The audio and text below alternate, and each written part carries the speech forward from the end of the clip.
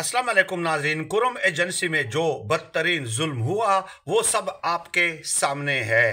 अपर कुरम के जो तहसील चेयरमैन हैं मुजम्मिल हुसैन के मुताबिक सहूलियात ना होने की वजह से और रास्तों की बंदिश की वजह से 126 बच्चों की अमवात हुई हैं और इसके अलावा जो टोटल फिगर्स वो बता रहे हैं वो 1000 प्लस है। तो ज़ाहिर है एक बहुत बड़ा वाक़या है और मुतासिरीन ने अपने एहतजाज रिकॉर्ड कराने हैं। तो कराची में भी 11 मकामात पे ये एहतजाज रिकॉर्ड हो रहा है। सिंध हुकूमत ने अब ये कहा है, मुर्तज़ा वहाब ने, कि आवाम को तकलीफ होगी तो हम एक्शन लेंगे और ज़बरदस्ती रास्ते क्लियर कराएंगे। तो बात यह है कि बेनज़ीर भुट्टो का जब वाक़या हुआ था तो 1.2 बिलियन का नुकसान हुआ था और पूरे पाकिस्तान को बंद किया गया था क्योंकि वो इंसिडेंट बड़ा था। यहाँ पे 1000 जानों का मामला है।